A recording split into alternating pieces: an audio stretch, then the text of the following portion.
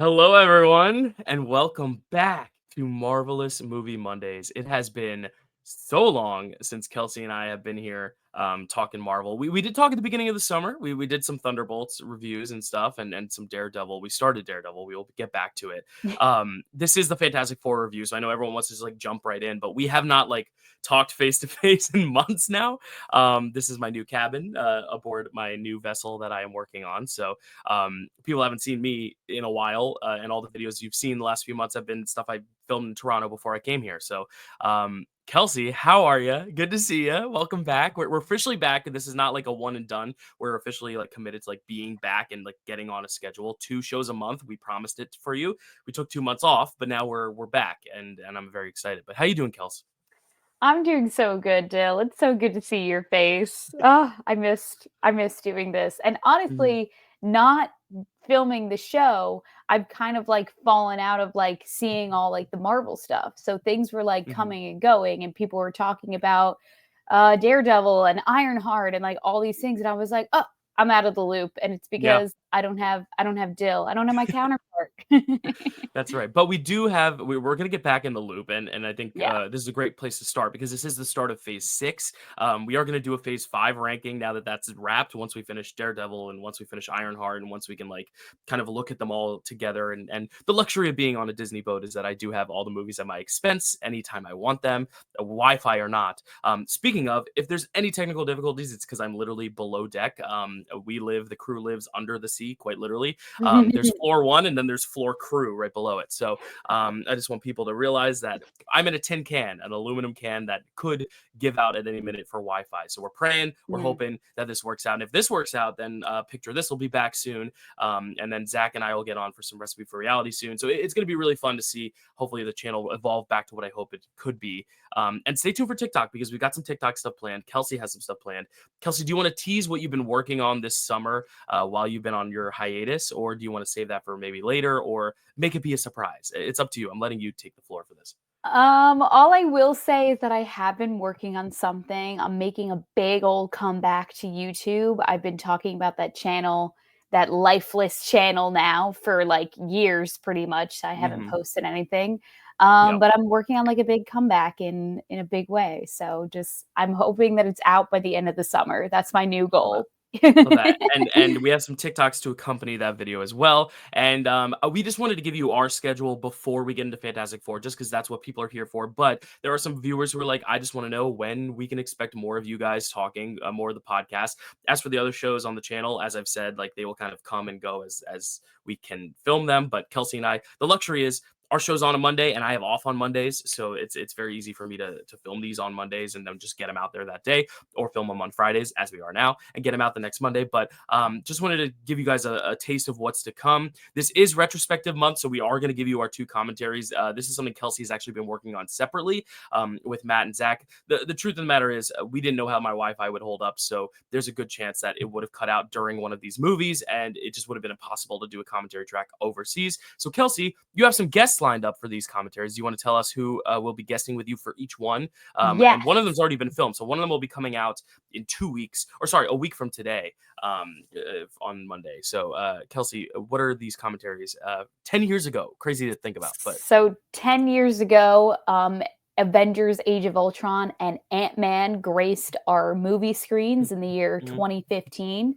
And so Matt wanted to do Avengers Age of Ultron. So we filmed a very silly, goofy commentary. We talk about the movie, but then we also talk about, we throw in our little jokes in Tangents, here and yeah. there. Hmm. It's quite a silly one. Yeah. And then for Ant-Man, Zach of Recipe for Reality will be joining me for that one. And he actually texted me this morning about planning a day to film that. So you have that to Perfect. look forward to coming up this month. Awesome. And yeah, 10 years later, and we'll talk about another film that is 10 years old this year, Fantastic Four. But we're not going to do a commentary for that because we Oh don't yeah. Fan Four Stick. But we did start Daredevil, and we will be getting back to Daredevil in September. So we're going to do episodes 4 through 6, 7 through 9. The only reason we're splitting it up is solely because of time. We don't want to risk the limitations of me only having a few hours every Monday and Friday to record. Kelsey and I can text whenever, talk whenever, but it's about recording. We can really only do that when I'm at port and when the boat is literally plugged into Florida. Once we're at sea, or once we're in the Caribbean, or once we're overseas, it gets messy. So we're going to split those up 4 through 6, 7 through 9. That'll be September. And always stay tuned too, because like I think Kelsey and Matt have some trivia stuff planned as well. So we will also be getting that out as like bonus episodes throughout the months, and of course TikToks.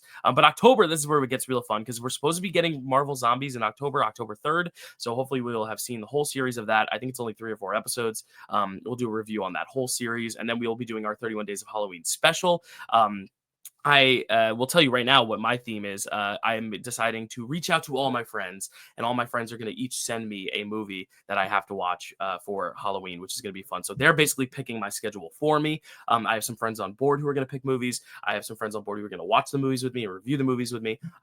Kelsey is going to be doing her own thing as well for Halloween. Do you have an idea yet what your theme is going to be for this year's Halloween special, Kelsey, or is it still too far to... Yeah, actually, I'm thinking about a theme. Okay. So And we're keeping that hush hush as well? I'm keeping it hush hush because I haven't flushed it out fully. I Okay. want to make sure that it's actually possible to get 31 Okay. movies that are the said theme. So I'm Okay. not going Very to cool. reveal anything yet. All right. Well, you could stay tuned for that at the end of October. We'll probably get it done a little bit before Halloween, maybe, or it'll come out like very early November, but it'll count as of the October episode.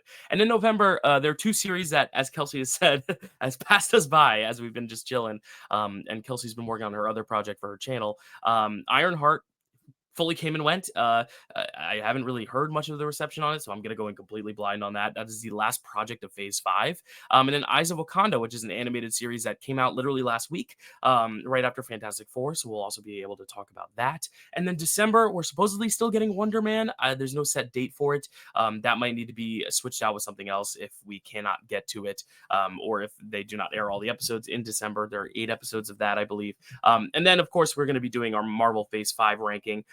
If Wonder Man doesn't happen, we'll just do a ranking of all the things of 2025 like we always do, and then we'll do a Phase 5 ranking in general. So that'll be what you have to look forward to. Hopefully that Phase 5 ranking I'll be doing on American soil back in my home in Jersey, or wherever life takes me next. But that is going to be our tentative schedule. Any last comments on the schedule, Kels? Anything else you want to note before we get going with Fantastic Four? No, I'm just excited to finish watching Daredevil and Yeah. watch Ironheart and everything else.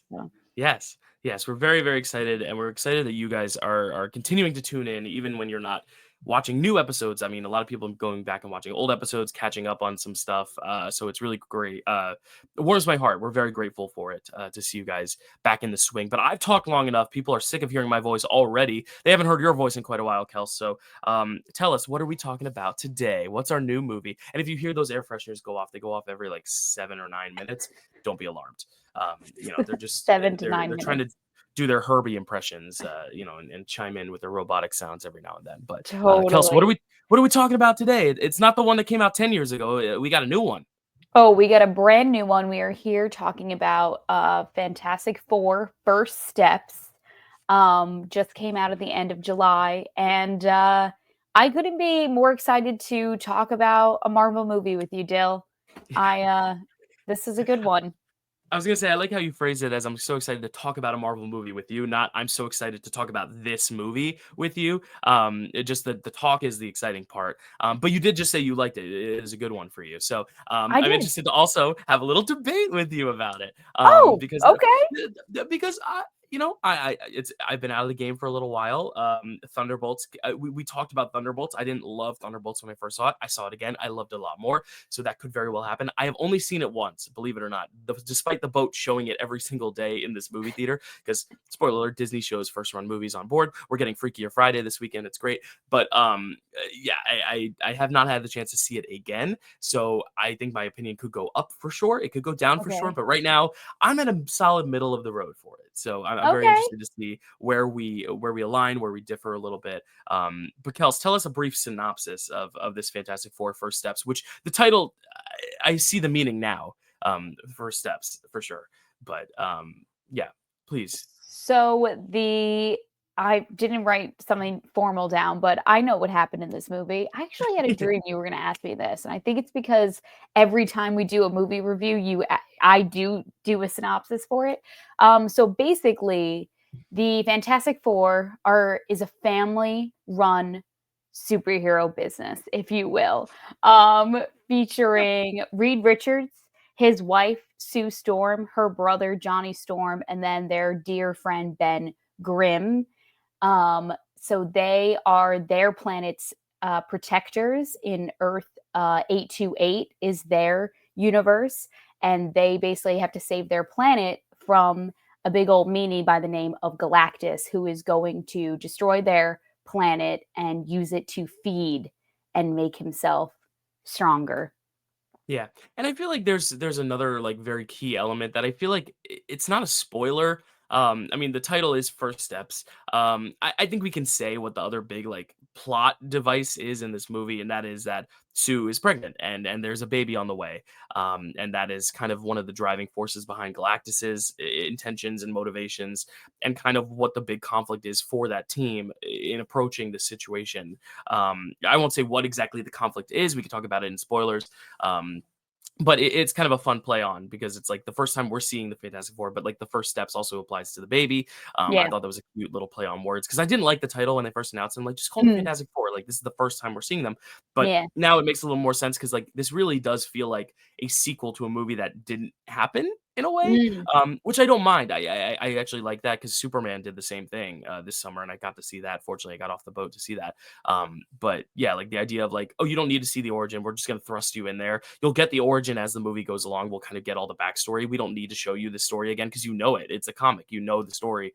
Now it's just about like this is a fully formed team. Let's see what their next step or first step, I guess, is. Like let's tell a story with this already set up, dynamic, which I kind of like. I like that yeah. idea, especially because origin stories are so beat like a dead horse at this point. You know what I mean? Totally. Yeah.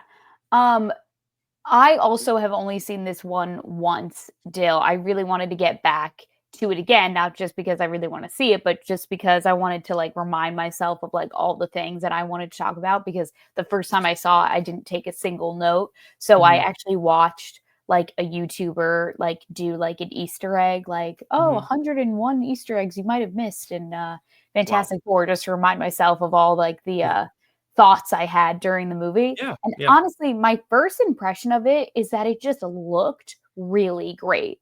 Yeah. Like the sets, the costumes, how their powers looked, like it just looked really solid. And Mhm. we for the past couple of Marvel movies, we couldn't always say that.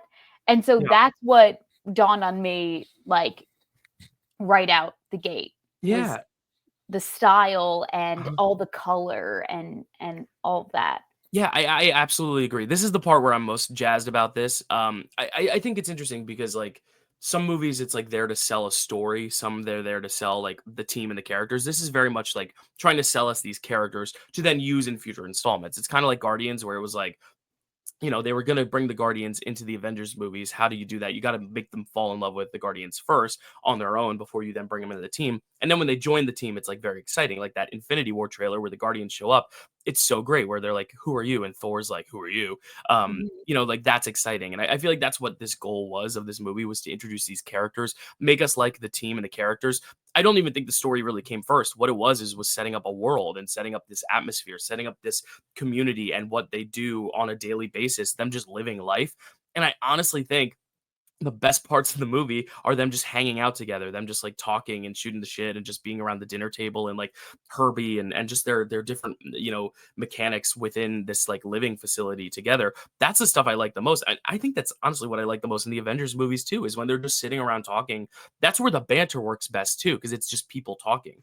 I think the banter works less in the action sequences of these movies. And I think that's what I've come to realize with this and Thunderbolts is the best moments are when they're just sitting around talking and shooting the shit. And that's what I really liked about especially the first like 40 minutes of this movie. Yes, there's still some stuff going on with like the pregnancy and stuff that's like plot driven, but we really Mm, don't get into the big like cataclysmic like world is ending stuff until like 40 or 50 minutes in the movie. And by then we only have an hour left because it's less than 2 hours. So I Mhm. really like this first act, just kind of setting up these characters, using the backstory really cleverly too, with like these TV segments, which we kind of got from the trailer. We knew were coming, but like, kind of like news segments of them in the past, and, just little things that kind of tie back without having to go through just like a point A, point B, point C origin story. But I really love how they just immersed us in the universe. And I think the production design is the star of the show here. Like, I really love just all the design of the sets and just how retro it felt. It feels like an old sci-fi film kind of throwback in that way. You know what I mean? Yeah, absolutely. Like, one of the notes I wrote down was, it's retro, but still at the same time feels very, like, futuristic. Hmm. Hmm. Which is just like a really cool take. Like, you have like these very like old-timey looking cars, but then like also their car flies. So Right. it's like you've like that juxtaposition happening. Also, one of the other things that I wrote down that you were just talking about was that I felt like the actors were like perfect for one another. Like, I just thought that their like family unit had like such great chemistry and that they played off of each other really well. It Hmm. really felt like a group of people that like genuinely loved each other, and like the brother sister dynamic between Sue and Johnny, and then like obviously the love between Reed and Sue. And I'm curious to know like what you thought about Ben Grimm and the look of Ben Grimm. Yeah, because like that my favorite character from the other Fantastic Four movies, because we have covered them. I'll link them up here. Yeah. We've covered the other ones, and we didn't love the other ones. I think the first one is probably the best of the three other ones, but I thought Rise of the Silver Surfer was pretty awful. Obviously, Fan Four Stick is just a piece of garbage, but Yeah. I really do think like this is the best iteration of just the team and the characterizations I think we've gotten. I will say the CGI, it's one of those things. It's obviously CGI. Like, you're never gonna like try to hide the fact that this is a real rock monster, which I actually Mhm. kind of like about the old one. It's clunky, it's big, it's like orange, but like that feels Mhm. more comic booky to me. Whereas this one, it's trying to have like a photorealistic thing. And at Sure. times I was like, it feels like he's looking at like a tennis ball. Like, sometimes when the actors would look at the thing, it was very clear Mm. that there was like a CGI stand-in, to where like I think they did that much more successfully with like Thanos.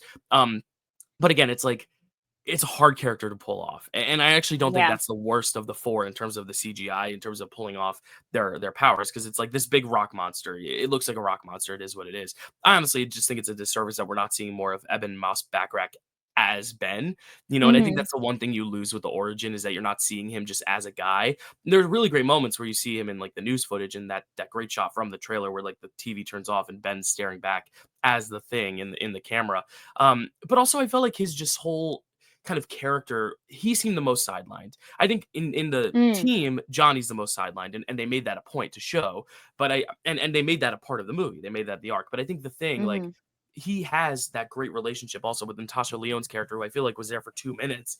I feel like they could have really expanded on that plot line, especially because there's so much of Reed and Sue, so much of Sue. Sue on her own, but especially Reed and Sue, their dynamic, and we get a little bit with Johnny and Sue. But I feel like Johnny, Mhm. it's just kind of Johnny is meant to be a little bit more of like, not the comedic relief, but kind of just an energy relief for the four of them. So Mhm. I feel like the thing is the only one that I feel like they kind of fumbled in terms of characterization. I think he looks as I expected, and the performance is great. It's just also him and Reed are best friends, and I never really got that. I got a moment of that when like he announced that they were pregnant. There was like a really nice embrace, but that's kind of it. Like, I feel like there could have been a few more scenes, because you have the time. I mean, they didn't need to make it less than 2 hours. I know we're always Mhm. complaining that these movies are too long, but I'm like, honestly, I would have liked more time to just have like Sue and Ben have a scene together, Johnny and Reed have a scene together, and we do get a little bit of Johnny and Reed, but like Johnny and Ben have like a scene that's not just like joking around one another, but like having like these nice talks. Because in a friend group, you're always going to find moments with each one. It's not like,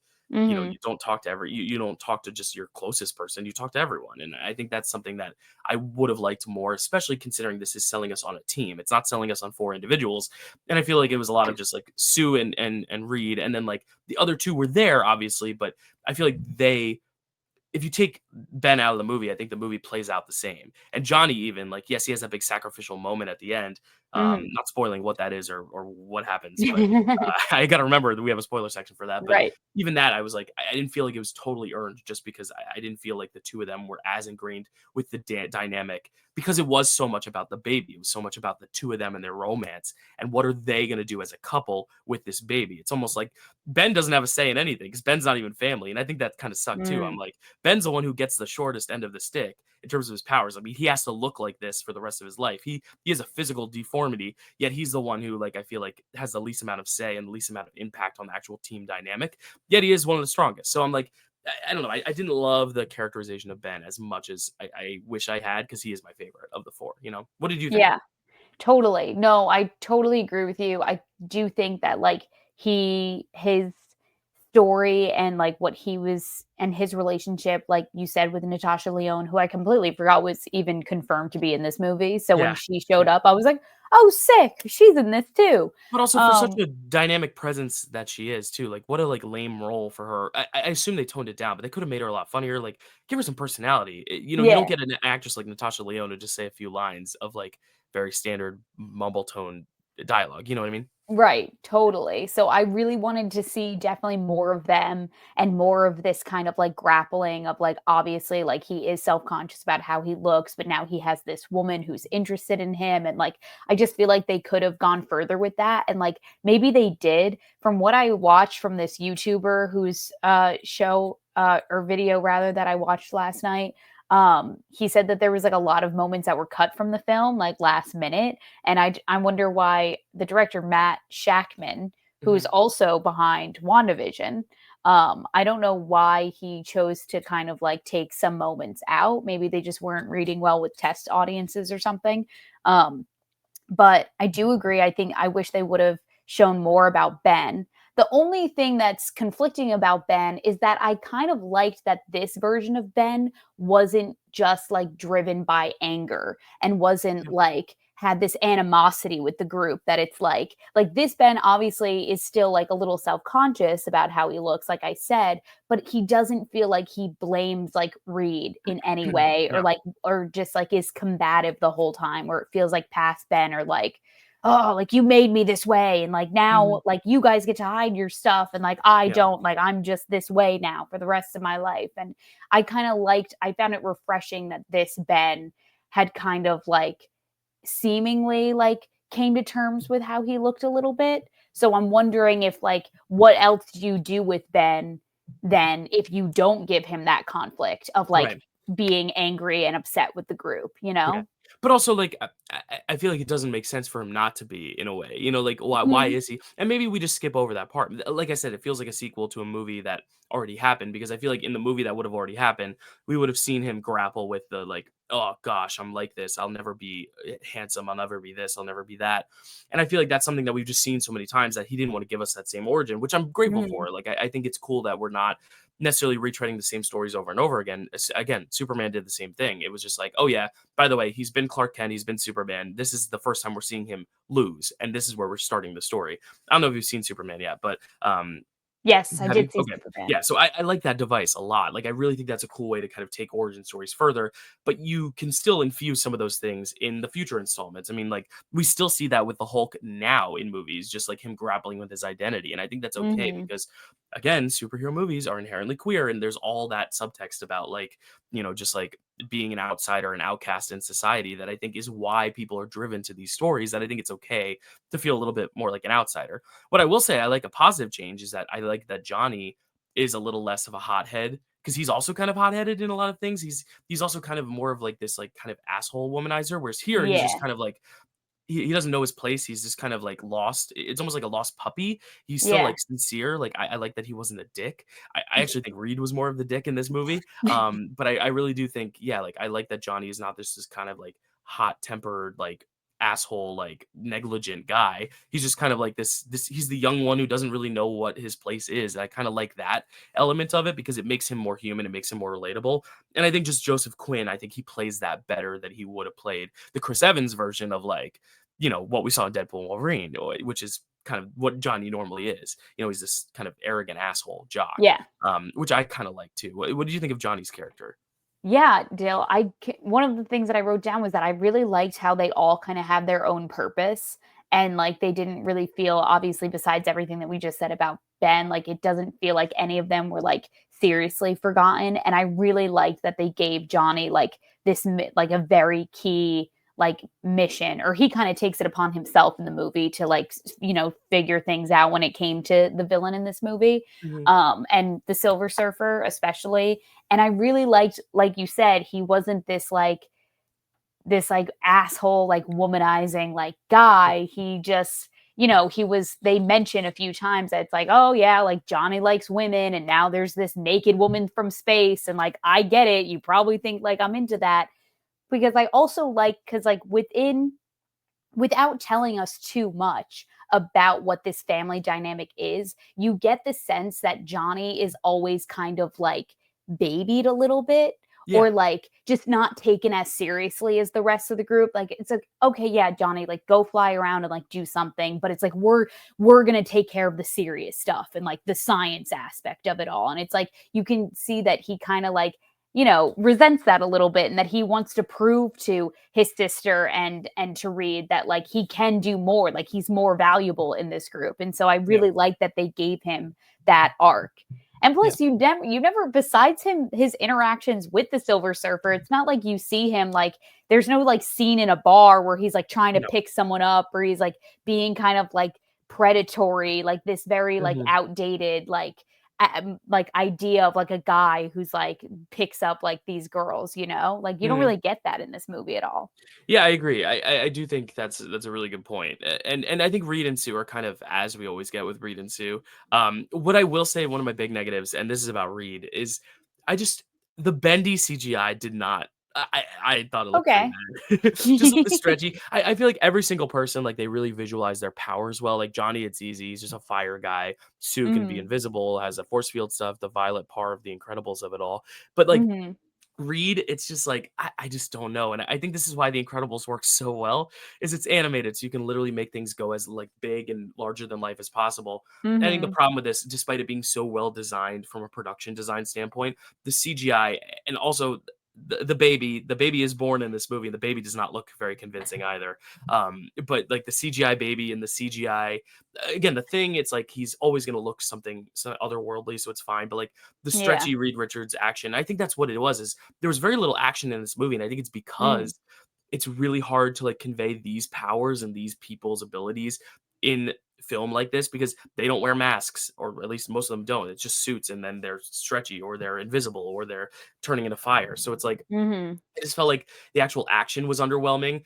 And by the time we got to the action, it felt like it was then ending, which is a criticism I had with the 2015 one, where it's like you set this character stuff up so much that by the end, it's like there's an action scene and then boom, it's over. There's 8 minutes left, and it's done. And I felt like it was Mm. kind of the same thing here, where I was like, oh, we're already at the finale. Okay, it's already over. Whoa. And I'll attribute this to Chad, but because he was said it too, but like it felt rushed in a way where I was just like, Mm.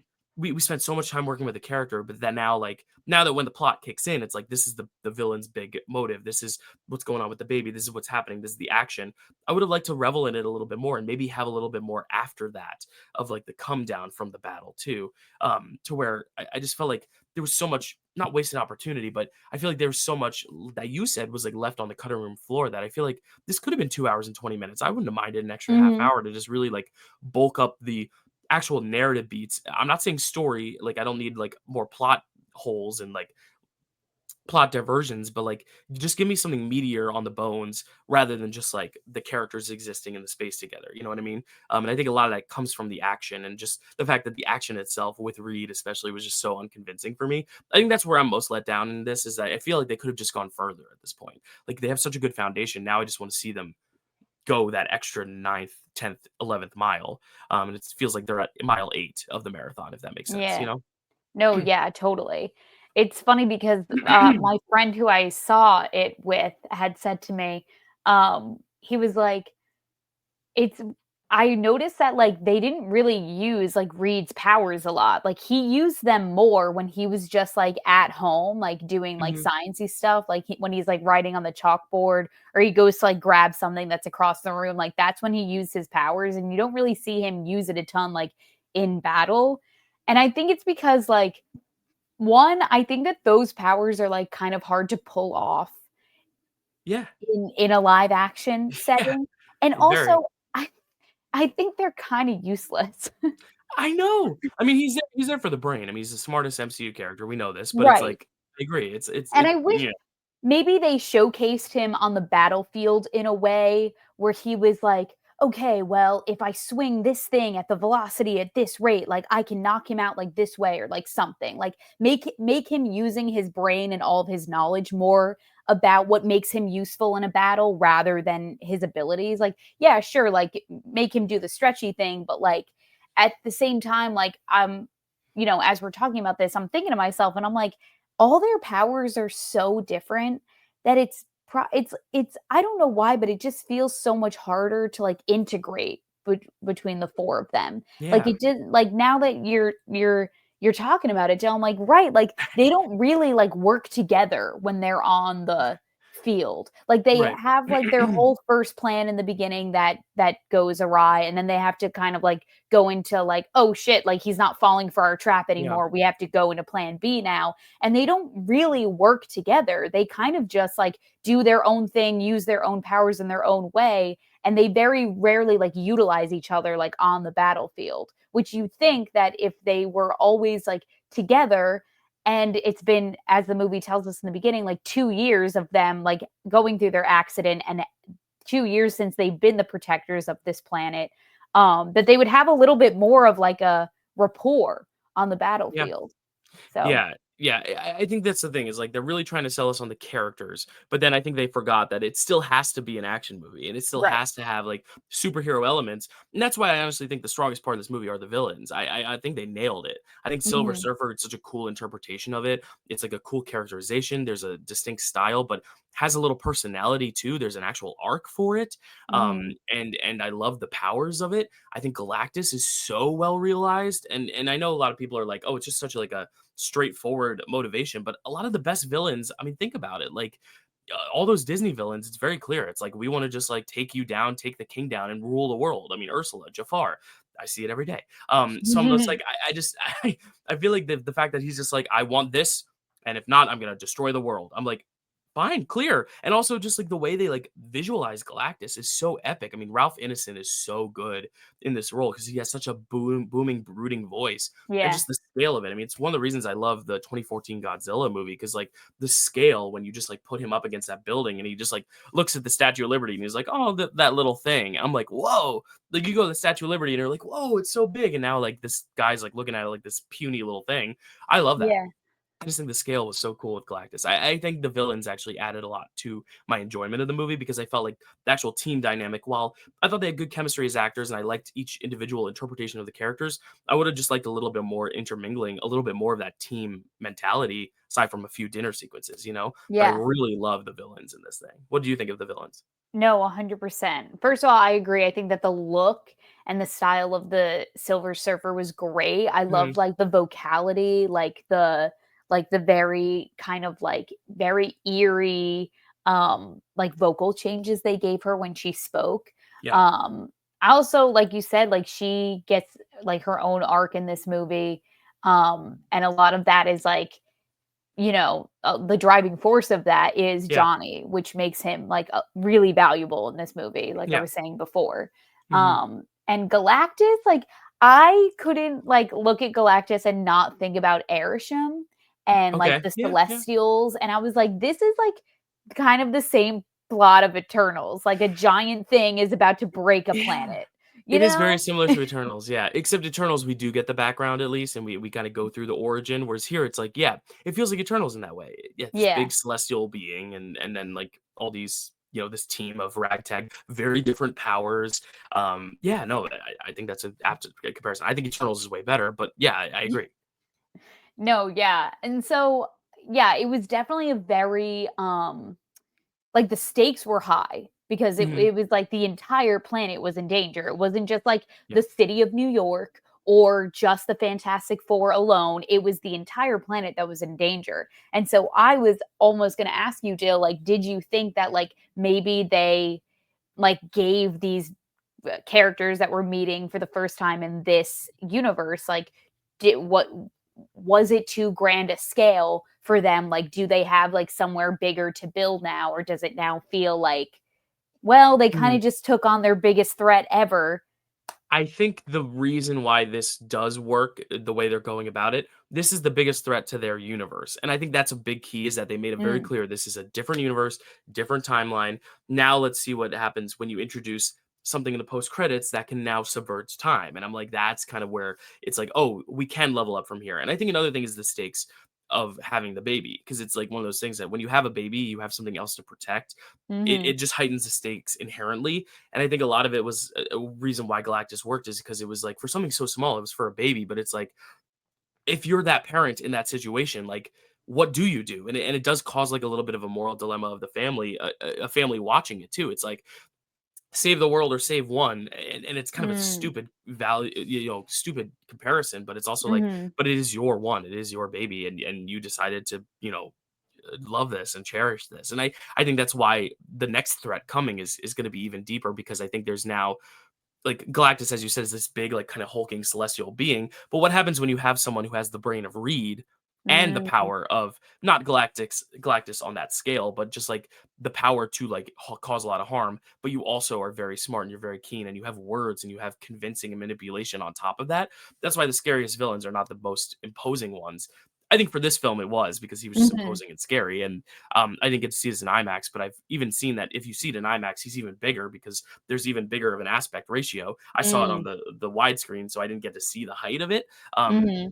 But and that's another thing. It's just like film a movie that can be seen in all ways, please. Or fix aspect ratios on regular screens, please. Anyway, that's a theater problem, not a movie problem. But yeah, like I feel like there is still a ways to go up because again, the more we get accustomed and ingrained with these characters, the more we're going to care, and the more we're going to care about the little things just as much as the big things. I think this was big for the world or for the Mhm, the the, the city, I guess.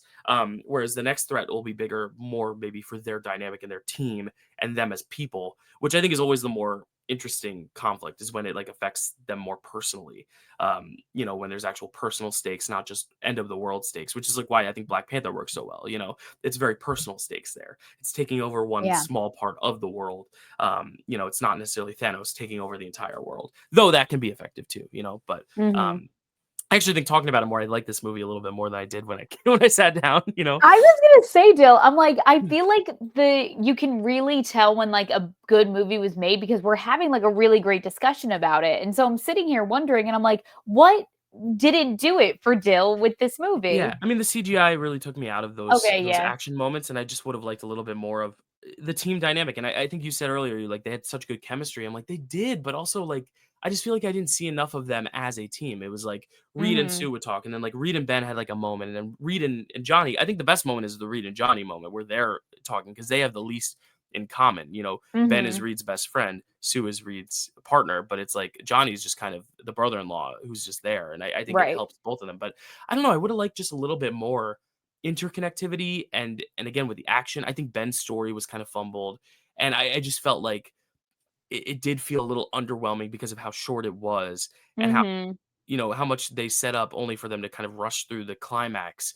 And I don't know, I just think I wanted more. I just feel like also none of it was like exciting for me. I think that's the point. The problem for me is like it was cool to see all these characters, but I wasn't like, oh my god, they're doing it because like we did see these characters 10 years ago. We did see the characters Right. 20 years ago. Whereas I think like even a live action X Men now would be very interesting, but I'm worried like it would have the same effect where I'm like, okay, like I've seen Wolverine, I know what this is like. I've seen this, I've seen that. Whereas I think like Mhm. for a black kid growing up, seeing Black Panther for the first time on screen was probably just this like such a cool moment. It's kind of what I feel about Spider-Man too. It's like I've grew up watching Spider-Man, so like this new iteration of Spider-Man, I'm not like losing my mind over it. And I just think that's the thing is like maybe I just don't have an affinity for these characters. Maybe it just nothing in this movie blew my mind. And I think that's why Mm. Guardians is so successful too, because they were kind of unknown characters that like the whole world sorry, my voice is going. I haven't done this in a while, can you tell? The whole world was kind of getting introduced to at once. Whereas here it was like we already had our expectations of what it was going to be. So now it's just about them playing it safe enough to get it right. And I wish they hadn't played it as safe as they did. I wish they had gone a little further to try to really go outside the box.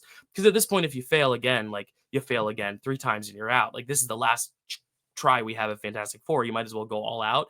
And I feel like Mm. they've gone even further with the action, with the character, with the dynamics, because they go really all out with the style. And I think that's kind of where I'm at with it. That's kind of why I'm a little underwhelmed, just because I feel like they could have gone even further. You know what I mean?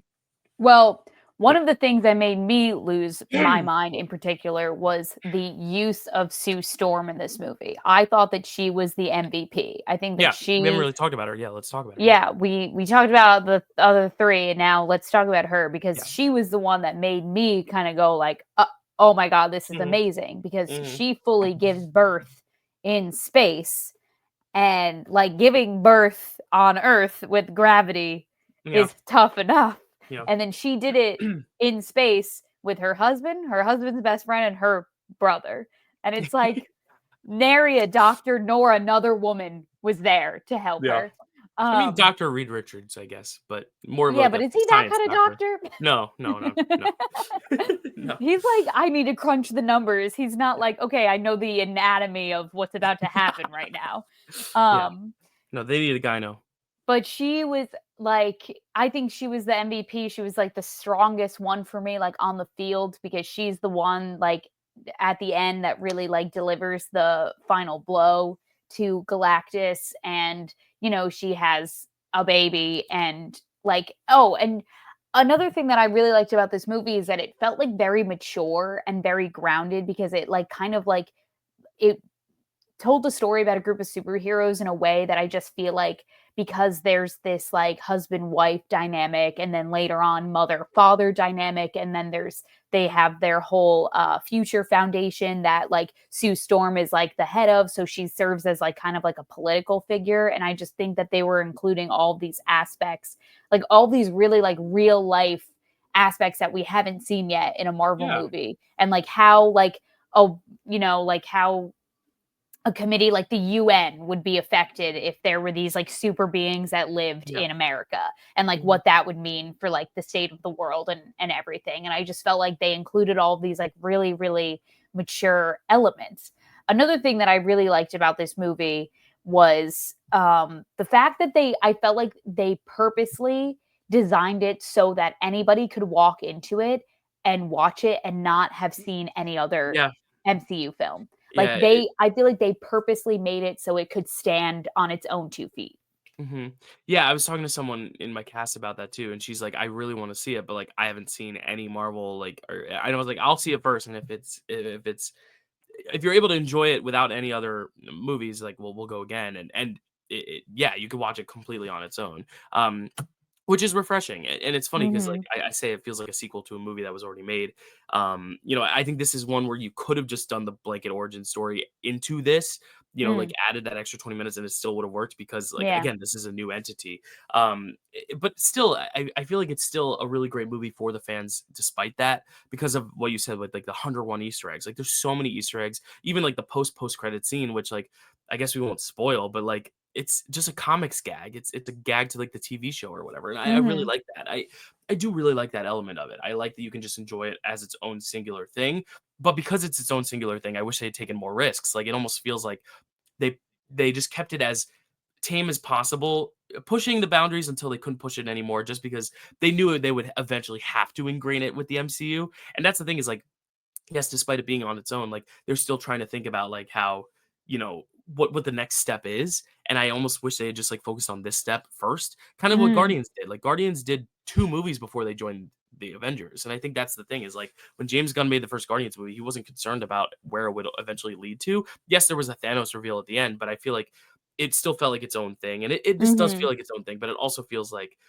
they're trying really hard to just like sell us on the team so then they can tell a more interesting story with it. Whereas I wish that this had just been a more interesting story, which like it's interesting. The pregnancy thing is very intriguing, but like again, I don't think Ben has an interesting story here. I think Johnny's story is his character is interesting, but he actually doesn't have the most interesting arc. And I feel like even the way they try to resolve it, I didn't feel like it was earned based on the build up to it because he did feel like such a secondary character.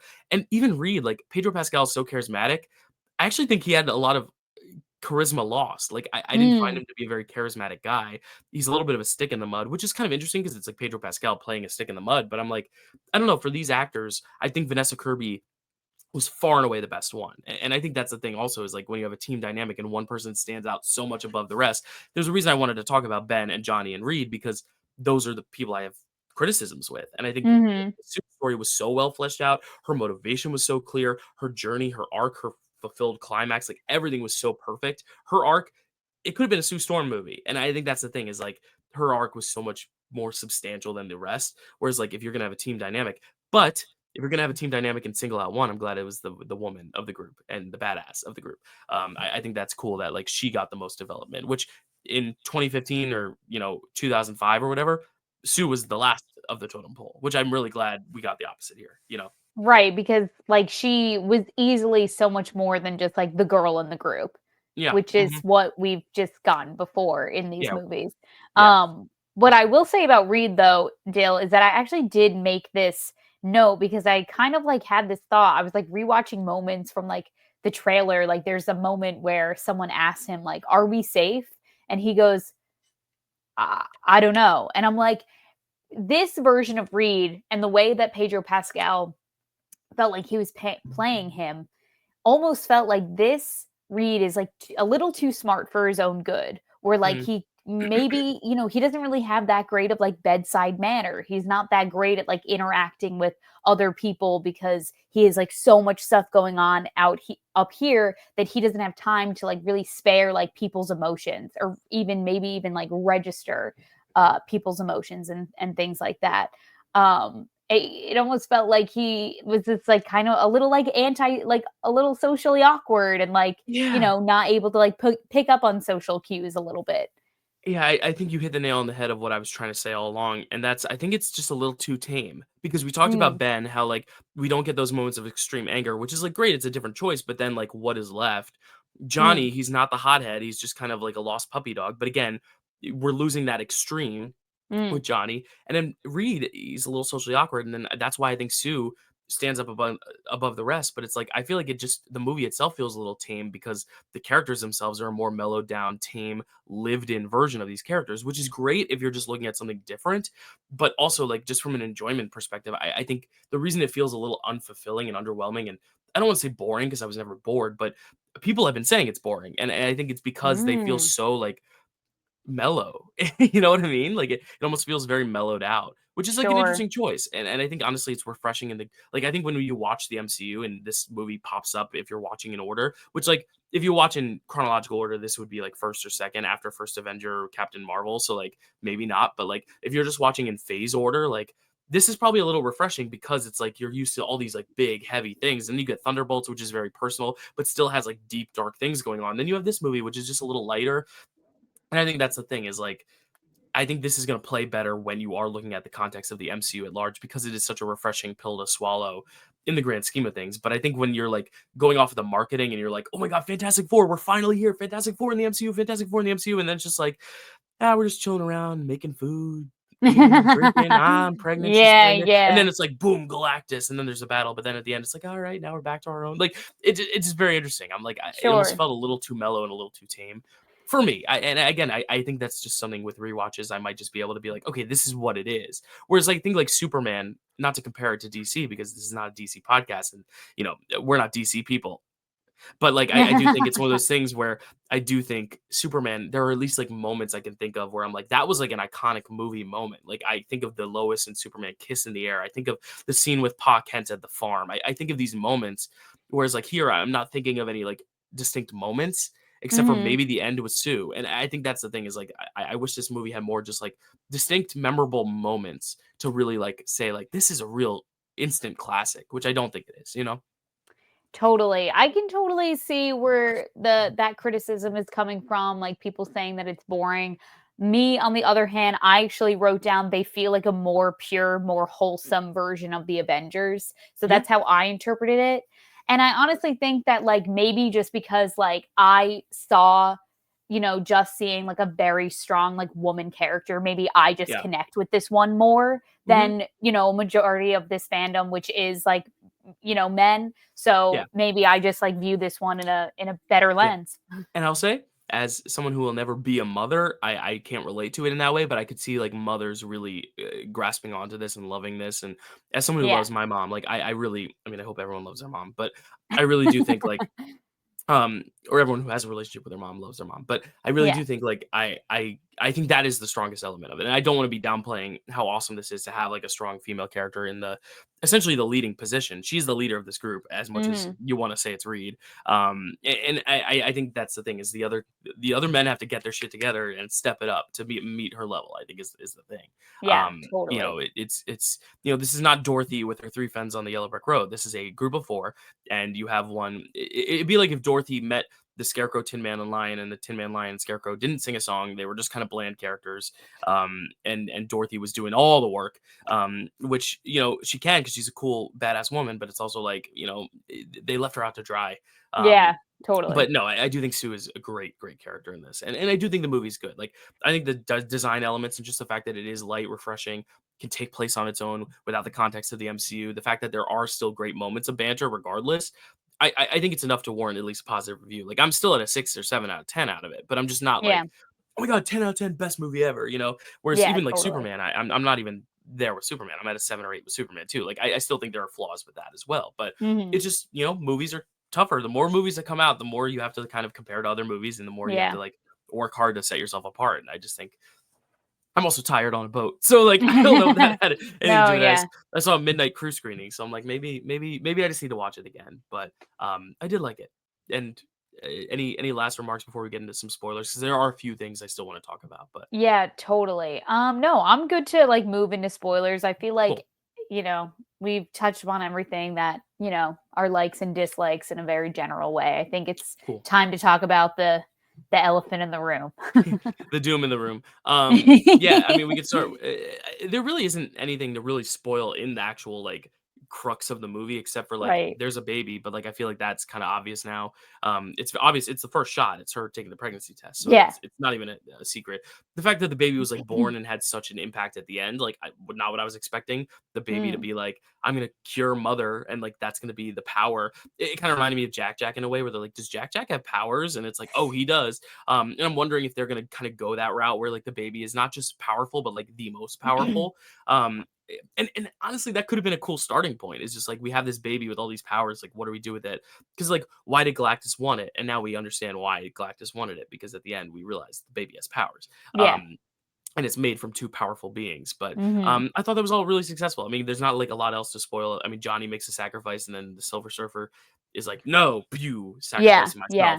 myself." But like, are there any other spoilers before we get to post credits that like Uh, there are to talk about, or no? I was waiting. So I knew the Silver Surfer sacrifice was going to come at some point. I was waiting Really? for her to come into that battle, that last final battle. And Yeah. I didn't know when. When Ben Grimm got flung off into like the atmosphere and Johnny went to save him, I fully thought that she was gonna fly down like with Ben. Mhm. But I knew she was gonna help out. I didn't know she was gonna like sacrifice herself, and like there was gonna be this big moment. Like I knew the turn was coming though. We knew the yeah. turn was coming. That's why I think she's one of the most interesting characters in the movie. You Yeah, know? Yeah. totally. And again, another woman character that was, Yeah. like, very well done. And WandaVision, another like I think Matt Jackman does a good job with his female characters. I Yeah, think he's a good ally, you know? Christopher Um, Nolan should take notes. Oh, sorry, I didn't say that. I didn't say wow, okay. that. Ooh, no, I get it, I get it. But Listen, I will say before post-credit talk, because honestly, that's obviously the main thing, was that they kept when they were out in space and they were like escaping the Silver Surfer, and now they're in front of like the black hole, and they're like, "Oh, we're gonna trap her in the black hole. Like, we just have to get close enough." They kept saying like, "Oh, like where do you want me to send us, Reed?" And Reed was like, "Anywhere. Like pick any jump point, like anywhere." And I was like, "Oh, like what universe are they about to jump into right now?" I thought that they were gonna like end up somewhere else and like meet some other people, but then they didn't go that direction at yeah. all. They just went back to their home planet. Yeah, but I mean, I could see that being what a scene from a next movie we might see. Is that exact scene playing out, but instead it's let's jump to this universe and save the baby. Because I think that's where it's going. We'll talk about it in a sec. The Yeah. Sue, I will say on the lines of Sue, great female character, but Mhm. did it scare you when they killed her off, or did you think she was fine? I was not worried because I was like, they're not killing, first of all, the only woman in the group. Guardians. Gamora died in Infinity War. Yeah, But but that's the she trauma. did, but she Black still Widow in didn't the though. Endgame. Black Widow in Endgame. That's why I'm so scarred because I'm like they Oh, always just okay. take the one woman of the group and kill her for all the men's Well, character development. but also, those two characters had movies and movies and movies of being their character. This is the first time we met Sue. True, So I true. was like, they're not introducing us to Sue, this badass woman character, just to kill her off Yeah. because, like, the feminists would come in droves to Well, protest this I was shit. terrified because I know like the next installment, like Fantastic Four, is going to join the multiverse. And I was really paranoid because Vanessa Kirby has been announced for Doomsday, so I knew she was going to be in Doomsday, but I Mm. was really worried it was going to be a Gamora situation where Oh. the conflict was going to be that she died and they have to go to a multiverse to get another Sue. Because Reed is like, I can Oh. bring Sue back if I get to the multiverse. And I was like, this is going to be fucking stupid. And I'm Okay. glad it wasn't because I was really worried. I was Yeah. paranoid because as she was lying there dead, I'm like, holy shit. Doomsday is going to be about, that's how they're going to get the MCU, Fantastic Four in the MCU, is they're going to have to find Sue in another timeline. I was like, this sucks. But Yeah. then the baby brought her back and I was very happy. The Um, baby brought her back. but I was really, really scared. Apparently, Franklin Richards is supposed to be like the most powerful being like in the universe, according to the comics. I So I I we'll think that's see. what I definitely see them setting it up that way, especially because of how Galactus wanted him, and then apparently how Doom wants him too. Because we'll get to this right now. Post Yeah. credits. This is where I think they're gonna bring the Fantastic Four into the MCU. We know is they're gonna go searching for Doom because I feel like Doom's gonna take the baby. That's just my guess. The baby's reaching out for Doom. Apparently, Robert Downey Jr. actually on set for this cameo. Was No way, actually in the mask. really? Yeah. He's That actually was him? credited.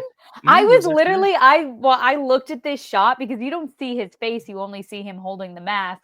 So I was like, who's this guy like stepping in as Dr. John Doom right Favreau. now?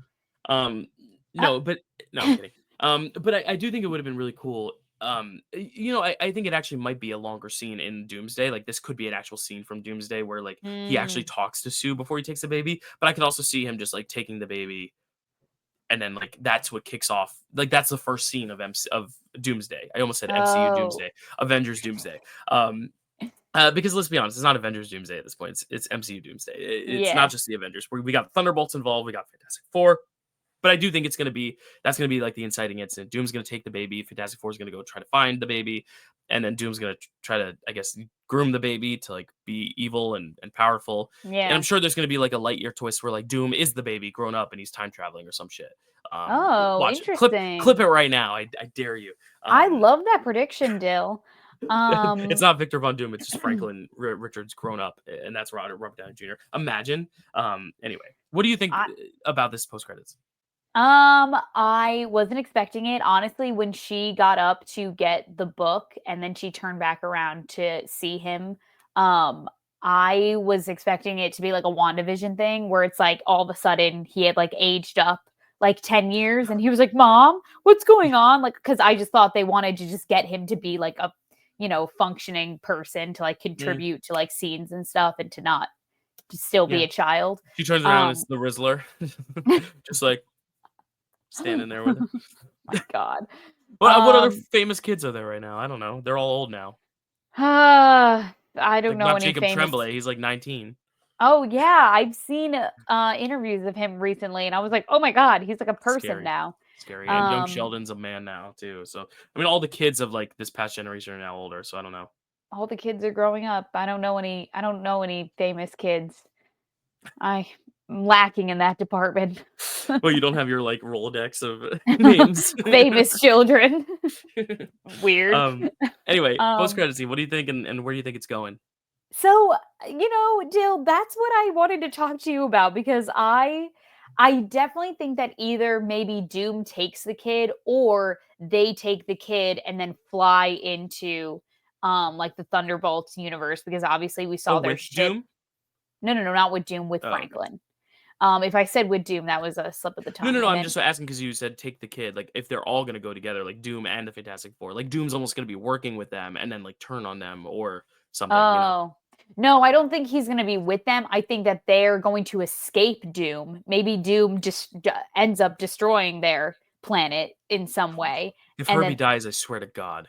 well, I think Herbie's going to be with them. Okay. Also, I wanted Herbie to be much cooler. When he was like watching the baby, I thought that he was gonna like morph into like some Yeah. giant Herbie and like do something like cool. Like all he did was like, okay, I'm just gonna shut the blinds. And then Yeah, no. Galactus said, nope, I'm reaching through these blinds anyway. Nope, this Um, Herbie was not fully loaded.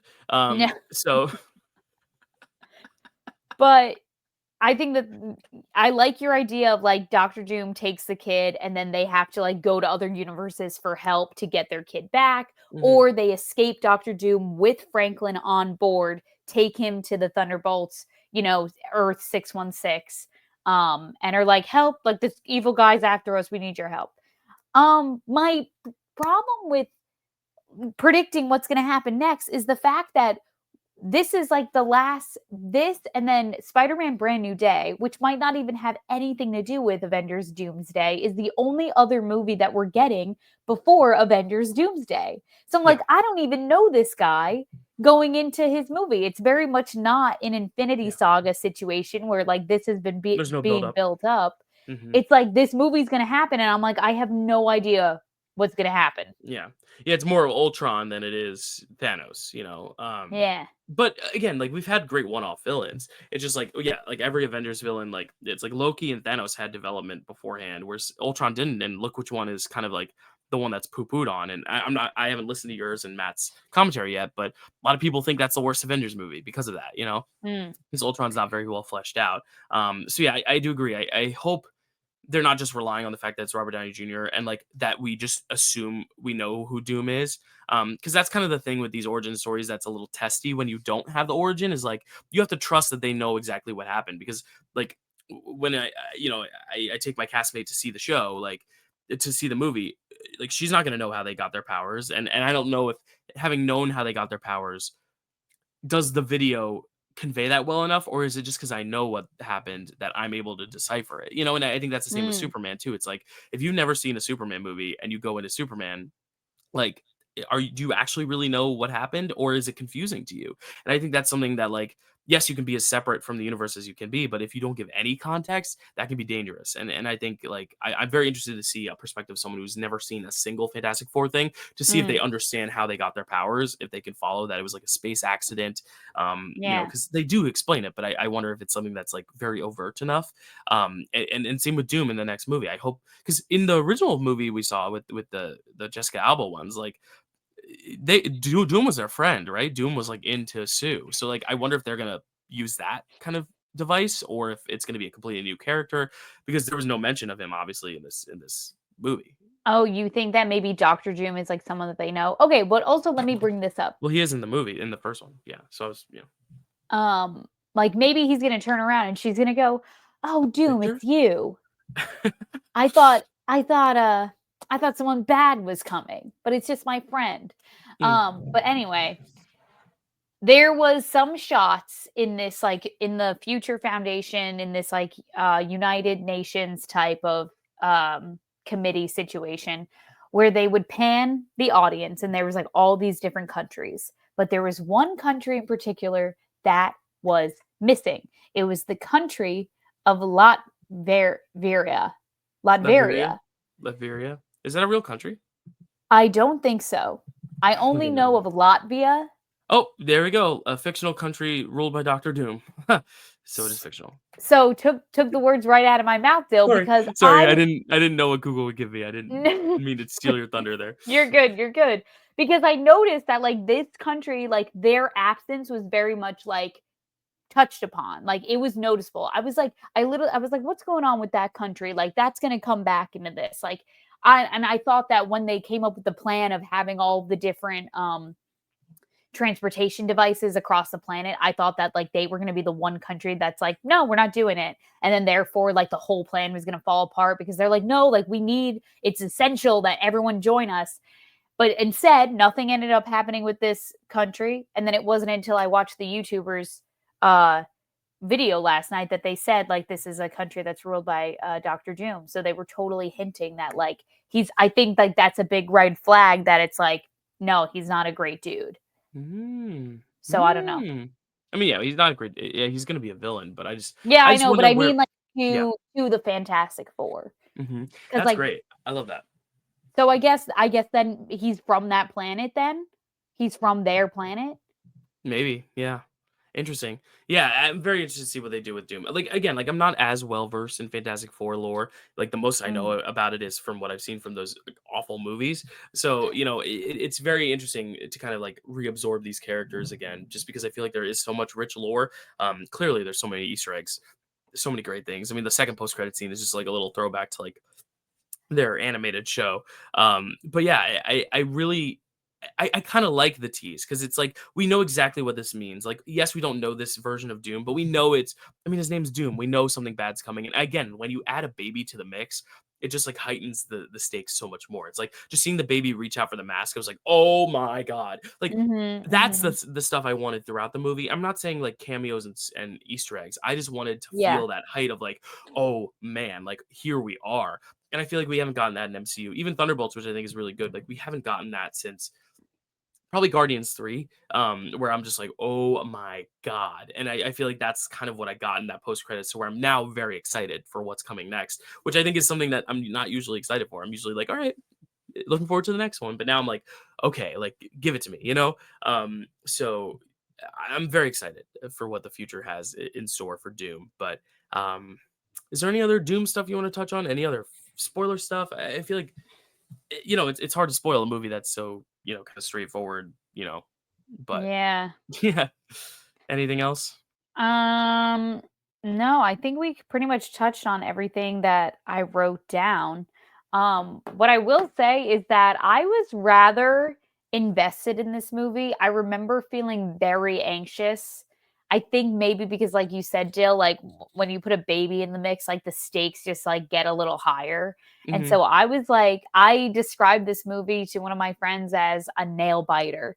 I was like, Mm, I was anxious, like, when their plans started falling when Silver Surfer came through and she started wrecking all the transportation devices, because I wanted to see that happen. I was like, "Oh my god, this is so cool, they're gonna move the planet in a different place," and then they ended up not being able to do that, and then I was like, "Oh, no, what are they gonna do? Like, this yeah, baby is gonna."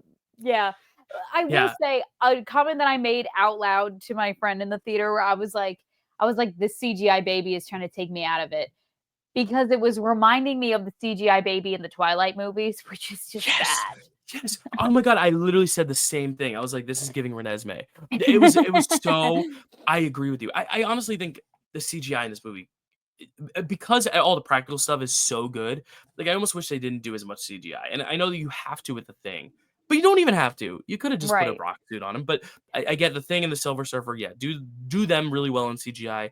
The baby, just get a real baby, or like I don't Get a know. real I don't know the, baby. the best way to do it, but I think sometimes it was a real baby.